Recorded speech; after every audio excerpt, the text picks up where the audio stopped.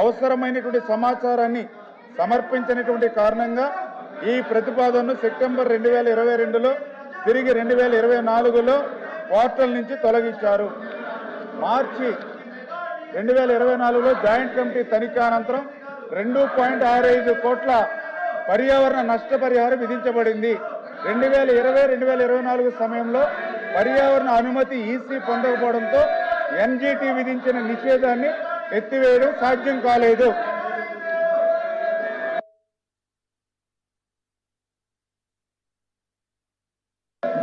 రాయలసీమ ప్రాంత సాగునీరు మరియు త్రాగునీటి కోసం అని చెప్పి రాయలసీమ ఎత్తిపోతల పథకాన్ని ప్రారంభించామని చెప్పి గత పాలకులు చెప్పడం అధ్యక్ష 3,800 కోట్ల రూపాయల ఖర్చుతో 2020 సంవత్సరంలో రాయలసీమ ఎత్తిపోతల పథకాన్ని ప్రారంభిస్తే ఎలాంటి అనుమతులు తీసుకోకుండా పర్యావరణ అనుమతులు కానీ కేంద్ర జలవనరుల సంఘ అనుమతులు కానీ తీసుకోకుండా పనులు ప్రారంభించడం జరిగింది అధ్యక్ష. పనులు ప్రారంభించిన 3-4 నెలల్లోనే 2020 అక్టోబర్ నెలలోనే గ్రీన్ ట్రిబ్యునల్ స్టే ఇవ్వడం జరిగింది అధ్యక్ష. అప్పటి ప్రభుత్వానికి కావలసిన తెలంగాణ రాష్ట్ర ప్రభుత్వానికి సంబంధించి టీఆర్ఎస్ కార్యకర్త శ్రీనివాసులనే ఒక టీఆర్ఎస్ కార్యకర్త ఎన్జీటీకి అప్లై చేసుకున్నప్పుడు ఫిర్యాదు చేసినప్పుడు ఇవ్వడం జరిగింది అధ్యక్ష. కానీ అప్పటి ప్రభుత్వం రాయలసీమ ప్రాంతమైన ఏమాత్రం కూడా ప్రేమ లేకోకుండా నిజంగా రాయలసీమ ప్రాంతమైన నిజమైన ప్రేమ ఉండింటే ఎన్జీటీలో ఆ స్టే ఎత్తివేసేదానికి కనీసం ఆ ప్రభుత్వం దిగిపోయేంత వరకు కూడా కనీసం ఒక పేపర్ కూడా పంపలేదు అధ్యక్ష.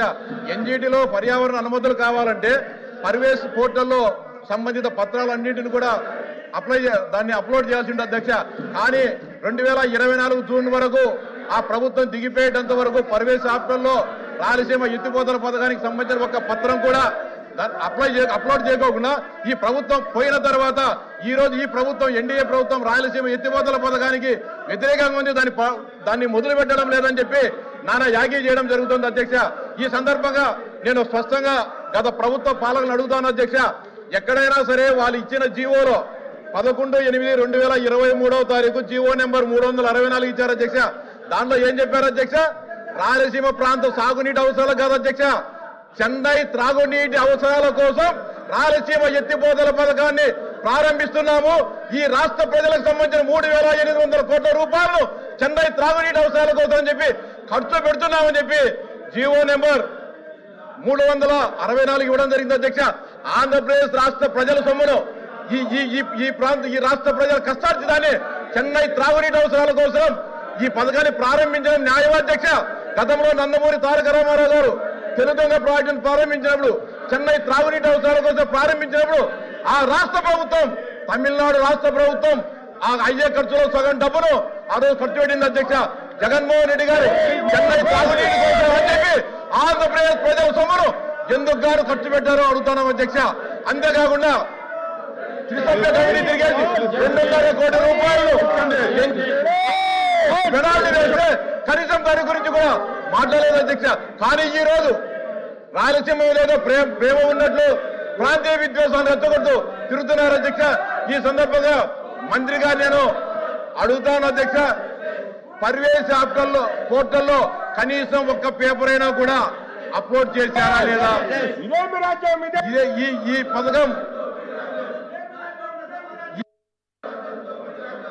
సార్ మాట్లాడండి సార్, మాట్లాడండి. నేను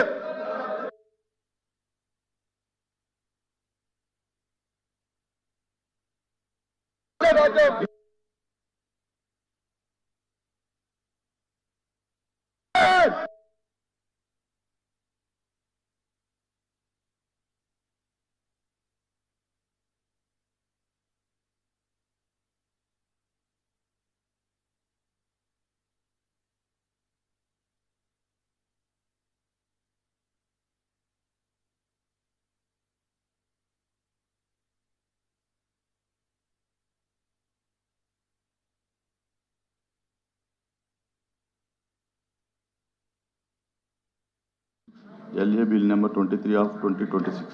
The Andhra Pradesh State Educational Institutions Sports ప్రభుత్వం చేయాలని చిత్తశుద్ధితో ఉంది. ఆ విధంగా మరికొన్ని నిధుల కోసం గట్టి ప్రయత్నం చేయాలని నేను కోరుతున్నాను అధ్యక్ష.